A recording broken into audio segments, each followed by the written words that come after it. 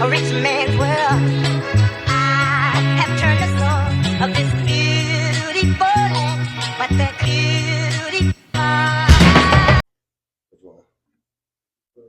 Which one? Yeah, right there, right one. The one who saw me and let them know what the king who ran over them proclaim as his right. Is going to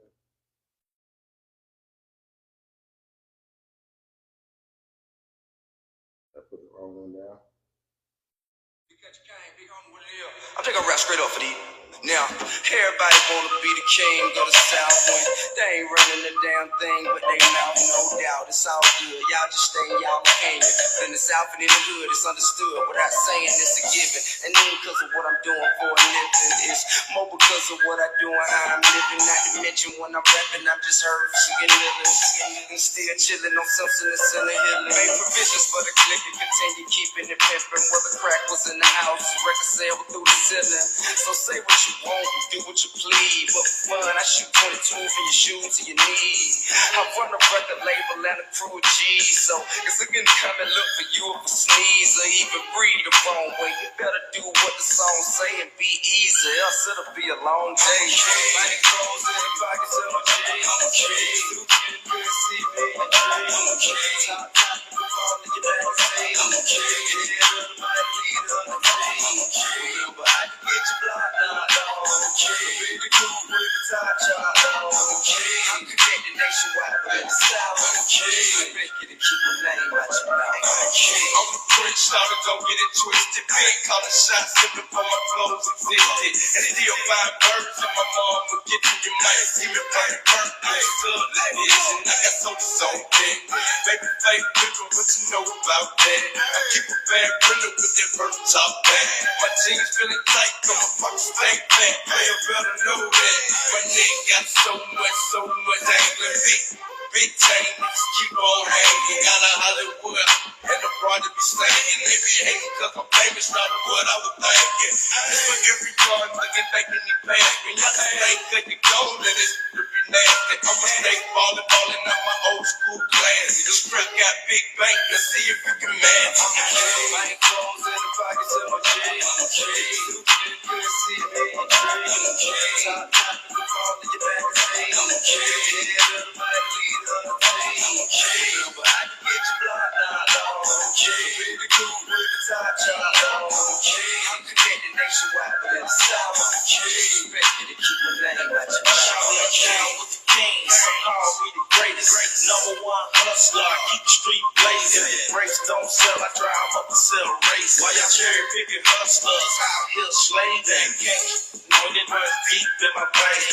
Through my heart, live in my bone marrow, man. That's pimping. My game is premium like octane. Can't tell me nothing about stacking these bitches. I'm king. Look, see me seated in the throne. Overruled other dudes like Caesar did wrong. You're the presence so demanding that I'm always so strong. The South been represented like this is so long. I'm an emperor. You just be glad I'm working on my temple. Otherwise, I got to put system. Listen to your temple. Disrespect us, I'm a flipper. Till I get the swing of stuff grass. Knuckles to your dentals. Blast suckers in they temples. I'm a king. I ain't clothes in the pockets of my jeans. I'm a king. You can see me in your dreams. I'm a king. Top in the fall in your magazine. I'm a king. Head of the mighty leader of the team. I'm a king. But I can get you blocked now, dog. I'm a king. Really cool with the top chop, dog. I'm a king. I'm connected nationwide, but in the South, I'm a king. Expected to keep my name out your mouth. I'm a king. Okay. Welcome to the Wilson Hour Show. I'm your host, Michael Phelps from the Wilson Hour Group. As I always state that Wilson Hour Group is an educational group. We talk about problems as well as we talk about solutions. We have a pretty interesting topic today. You know, I like a lot of my fellow brothers cheering me on and say they want to hear about this topic. So I want to make sure we bring some understanding to how leadership looked at one point in time in life, and how it's still kind of looking the same, but we in different modern times, you know, but same characteristics, same behaviors. It seems to pivot back or always seem to be elusive to us to understand why we have so many conflicts within our leadership. So we want to just go on and break down some of the styles from three major kings in the Bible. I just found fascinating that I thought that maybe we can look at them and kind of like get an understanding on what this thing, what kings look like. And when we call kings, I'm calling leadership. So I'll let my cousin introduce.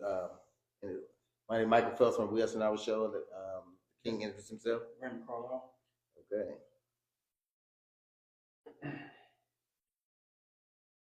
For today's topic. Today's topic, what can we learn from King Saul, King David, King Solomon, three kings of Israel in today's times? Number one, listen to the Most High and obey.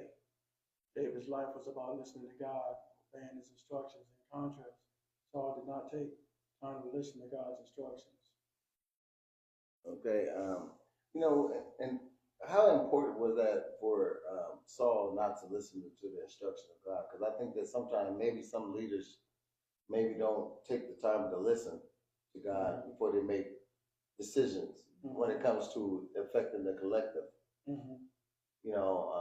I think some of them I think they take personal, they're looking at their personal situations, and they deal with things through personal lenses. Where they have, they're looking at how they're gonna benefit for themselves, or maybe the task before them is is more than they expected. So maybe they got derailed because of they didn't have enough support. So maybe they had. So what they did is they formed an alliance with those who have power. Maybe you think that might be what some of the things that might have got a lot of that. Well, I mean, there's a lot of things that there's a lot of things that feed a person's desire to take an alternate route, so to speak. Yeah. There's a route that you should take, and there's a route you should not take.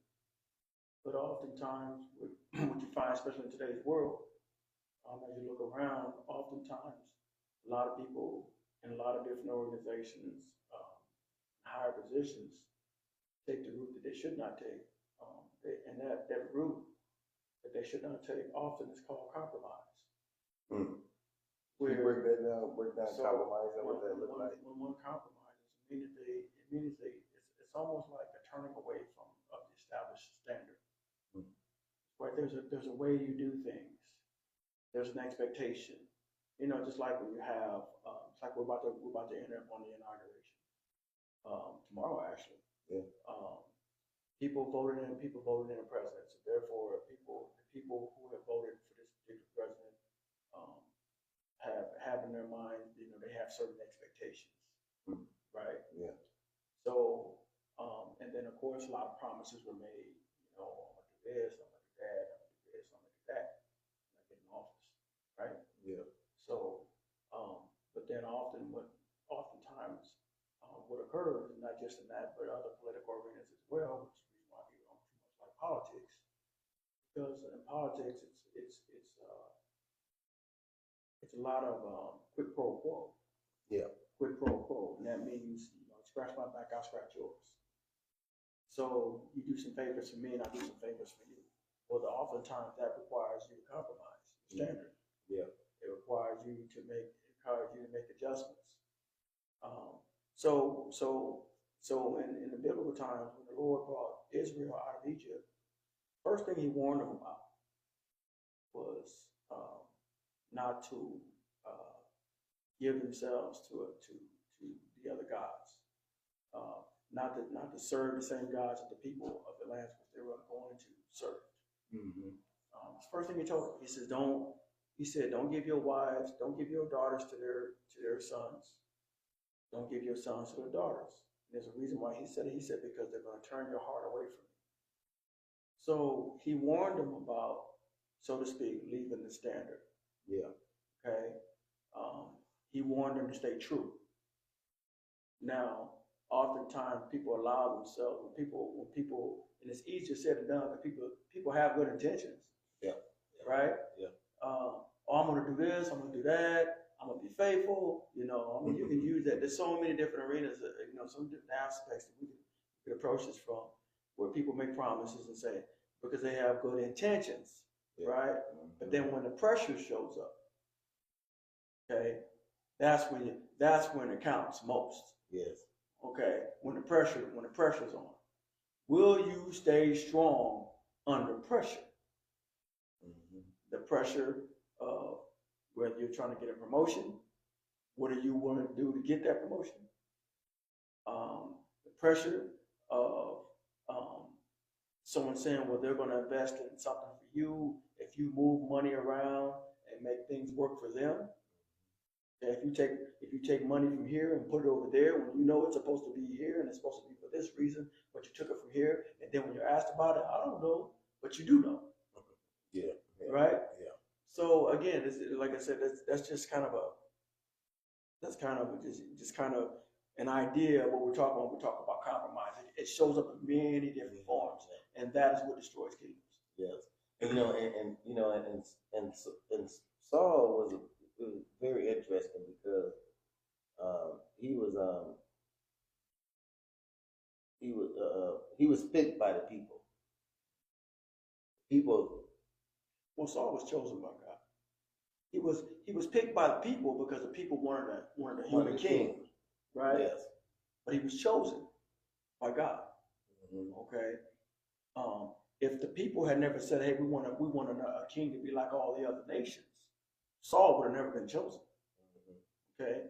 But because the people wanted a king like the other nations, that we want to be like them. Okay. And God, the Lord warned him. Okay. Well, do understand? Okay. You want a king like the other nations? Okay. They're going to be about self. Okay. They're going to be selfish. Right. So, but when you look at it, Saul didn't start off that way. No. Saul started off humble. Yes. Okay. Saul recognized that he was from the smallest tribe. Israelites from the tribe of Benjamin. They were the smallest tribe. Okay. So Saul, at that point, didn't think highly of himself. So therefore, he was doing what he was asked to do initially. Okay. But when tested, okay, and this is the thing that always crushes every leader. When coming under pressure of a test, will you stand true to who you presented yourself to be? Yeah. Who you said that you are? Okay. When the Lord gave Saul an assignment, and that was to destroy the Amalekites. Yeah. Okay. He gave him a simple assignment: destroy Amalekites, destroy everything, don't keep anything. Yeah. Right? Destroy it all. Everything's contaminated. Everything's contaminated. Look, the Lord had already made a decision about what was good and what was bad. And from his perspective, from the Lord's perspective, everything was bad. Destroy it all. Don't keep anything. He didn't say nothing about keeping the king. He didn't say nothing about keeping jewelry. He didn't say anything about keeping the best of the sheep. He didn't say keep it. He said destroy it all. From women to children to animals, livestock, everything. Wipe them out. Okay? Because he was doing away with the sin. Yeah. Okay? Wipe it all out. Now, so Saul received these instructions. Right? So you would have thought, okay, he's going to do exactly what the Lord told him to do. Right? Yeah. Humble man, okay, go in here and do what the Lord tells him to do. Saul starts making adjustments. To please the people. Okay. Saul was more concerned, and this is often what happens, okay? But it's not just about the people, because, when you think about the politics of the world that we live in today, it's not just about the people, because we're democracy, yes, so to speak, right? So we're democracy. We know it's not about the people because people always complain that even after they get in, they don't do what they said they were going to do. So we know it ain't about the people, but it is about people in powerful positions and other people who have a whole lot of money. Yes. Okay. Who can influence them. who can influence decisions, right? Mm-hmm. So in that regard, it's about the people, but it's a different group of people, not the same people, but a different group of people. Yes. Saul was more concerned when the people started to scatter from him.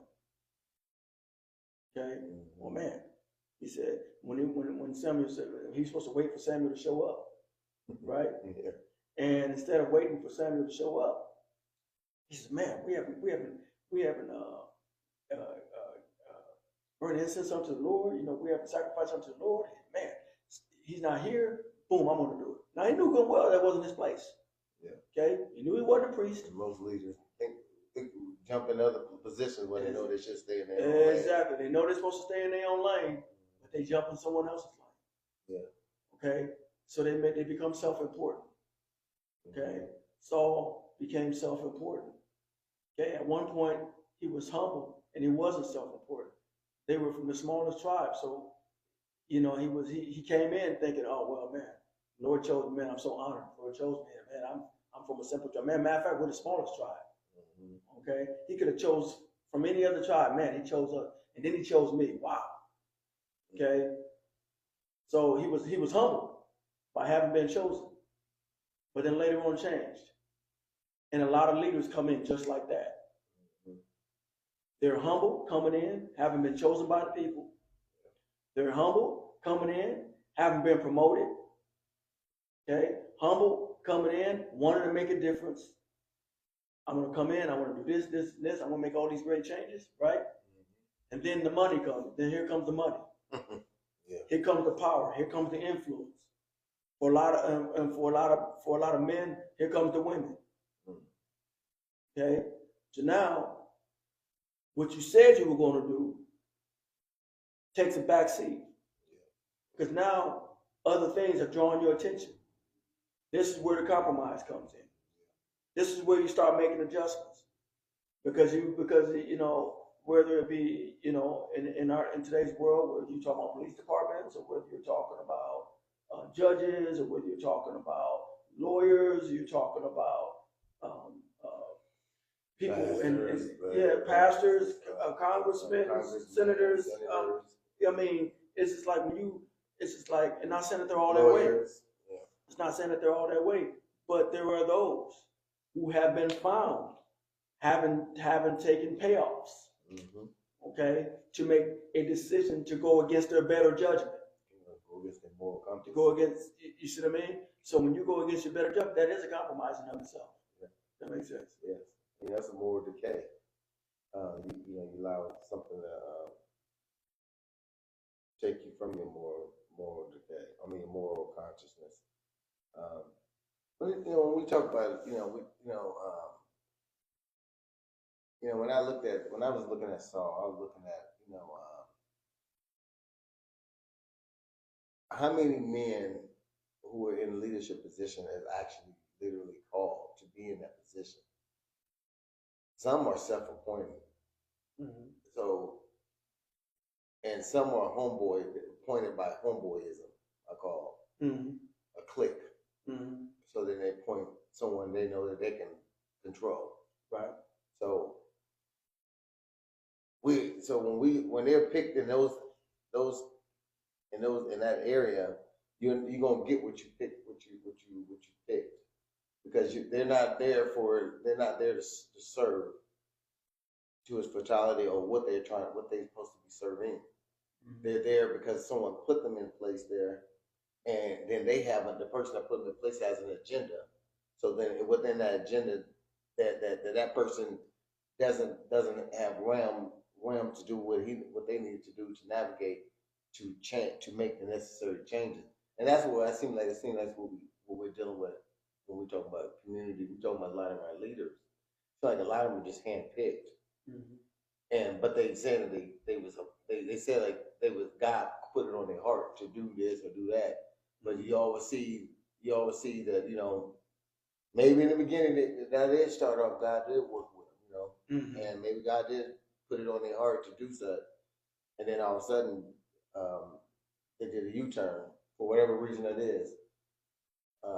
I heard some say that the community let them down. They didn't support them. They didn't back them.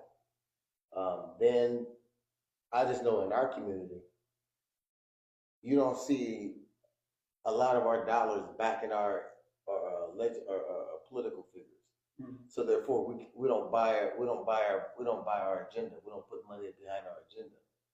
So what that does, that leave room for other cultures or communities to put money behind that individual, and then that person's interest is where they're at, and that's what happens. That's what we see a lot of. So I wonder how do we combat against that,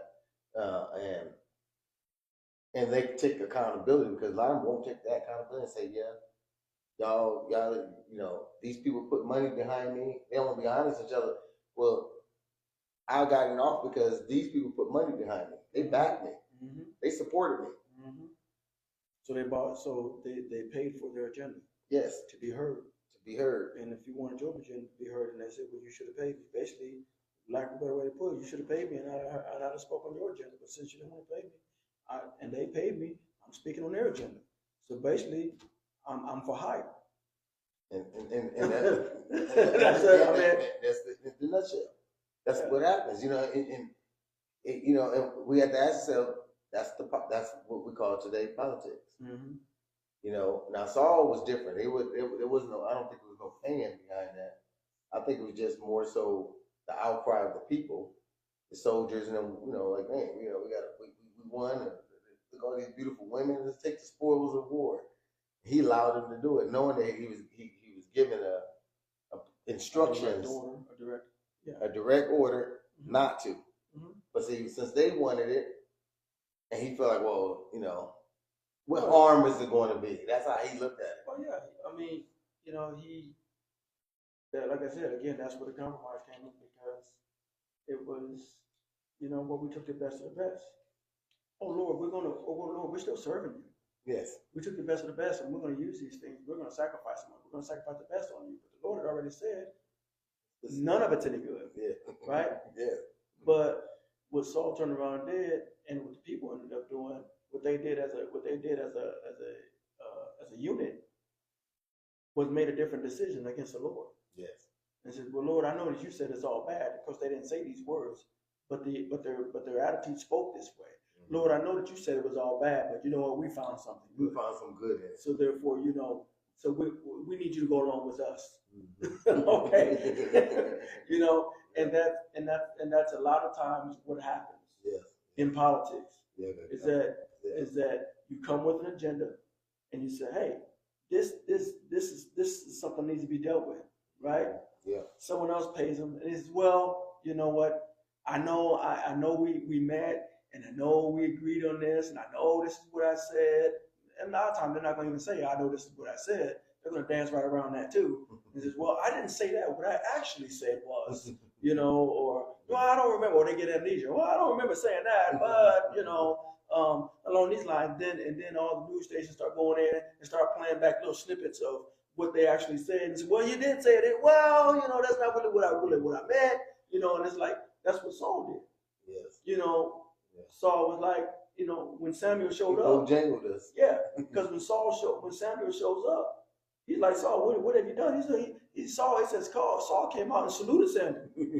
You see what I mean? Yeah. He came out, saluted him, and said, well, I've done everything the Lord did. No, so Samuel asked a simple question. Well, what's this with this bleating of the sheep? Okay? Because if you truly did everything that you said you were going to do, politician, okay, if you really truly did what you said that you were going to do, then how is it that there are still sheep alive? Because you were supposed to wipe out everything, okay? But you decided to keep some things, and so no, you didn't do what you said you were going to do. But and then Saul wants to go, well, what's the big deal? We kept the best of everything. So what's the big deal? Yeah, we can share this amongst the soldiers who's starving, who's this and that. Right. So he found excuses for everything he was doing. Exactly. And a lot of our leaders do that. They find excuses. They find excuses to justify their bad behaviors. Justify their actions. Yes. You see, when you start justifying action, everybody can find a reason, but you find the same thing it ain't just about politicians though. No. You find the same thing in the community. Yes. Okay, you Yes. find the same thing in the community Yep. where you got people breaking into Right, people's word. houses. Yep. You got the same thing in community when you got people stealing from stores and then they're raising prices. Okay, Yes. you got the same thing in the community where people take people's cars without permission. Yep. You got the same thing in community where people feel like they could that they own other people's property. Mhm. You got They just walk out of a marriage. right. You know. You got all these so what we're speaking about is a mindset.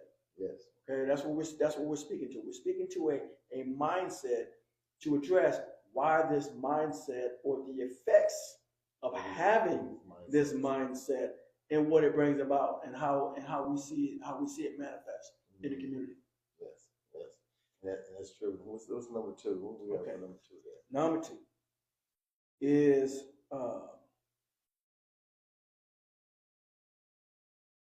okay. Own up to our mistakes as men and women. Great leaders own up to their mistakes. And now we just touched on that a little bit. David or Saul. We just touched on we were just talking about we need to own up to. Yes. Now we're going to talk about own up to our mistakes. Now I don't think, but David owned up once he got called out. Once he got caught up. Once he got called out. And the thing was that it was different. It was funny how David got called out because David was given a scenario.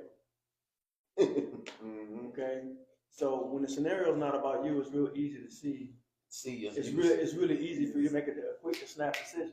Mm-hmm. And David made a snap decision, given the scenario of what should happen to a man that takes another man's wife and Poor man, a rich man takes poor man's possession. Right. Yeah. It was so. But when it was brought to his attention, well, David, that's you. Then it was like, whoa. Yeah. It was a wake up call. Yeah. Right. Yeah. And well, this, before we get to that part, let's go into because I want to go into the behavior before that because this is something that I don't think a lot of people really dive deeper into. okay. I want to get into the part where after he used his kingship to seduce the man's wife. The woman was she was seducing him and he was seducing her. They had two different types of seducing. She was on the balcony taking her baths. She knows that the king was going to come out at a certain time to see. So she did her seduction. And the king knew he had power that she liked. Because obviously she's over there enticed. She wants to entice him. She don't want just anybody. She wants someone with power. So there's seduction on both ends there. So then after they got past the seduction, now they're going to the intimacy. Mm-hmm. Now they're being intimate. And you know that intimate couldn't have been just one day. It had been going on. We can assume, but yeah. Then she ended up getting pregnant. Right. So now here comes the shift in something because there's rules there. Right. Because by law, if she's caught in adultery, she's supposed to be stoned to death. So now I always want to know the twofold of that story because if she's supposed to be stoned, wasn't the man supposed to be stoned as well? Well, the focus was more so always on the woman. However, in that particular instance, you see that of course David wanted to cover it up. Yes. Okay. And with no remorse. Right. Well, yes. He tried to hide it. Yes. Okay. And it's what what people most do. Yes. Most often do. They want to hide what they've done. Mm-hmm. Okay. They've thrown a rock. Okay. They've hit somebody. And as soon as that person turns around, everyone want to hide their hands. I didn't do it. Okay. So David slept with Bathsheba. Mm-hmm. She got pregnant. David knew this was. Yeah. David knew that he got her pregnant. So now her husband, he tried to get the husband to hurry up and sleep with the wife, so he could try to coordinate it and make it seem like it was the husband's baby, but it was really David's baby. Okay. That's a good slight thing, but you know what I mean? How many leaders do you think that pull the same crap on us to this day? Oh yeah. I mean, people always joke about the milkman back in the day. Yeah. Right. The plumber, the milkman. Yeah, plumber. I mean, people always told all these little jokes. Yeah. You know, when you look, man, you look like the milkman. Remember back when we used to crow back in the day? Oh, that's why you like the milkman. That's why you know. But the reality is that you got to look at the crime that was done. Yes. Okay. But what led to it is more so important. We could sit here and we could talk about the crime in of itself. We could talk about the compromising of itself. But what I think is more important to talk about is a mindset that led to it. That makes sense. Because see, I'm a firm believer that, remember we talked about, weeds. Yes. You pull a weed from above ground, it's going to grow back. Yes. You pull it from above ground again, it's going to grow back. However, you pull that weed up from the root, now that weed is not going to come back because you pulled it up from the root. So when you're addressing crime, you have to, it's better to address it at the root. Yes. Okay. Which is more often than not the mindset that led to that. Because in order for someone to engage in a certain activity, they first must have a mindset to engage in that activity. Okay. But we know David loved women. Yeah. Okay. That's how he ended up with Bathsheba.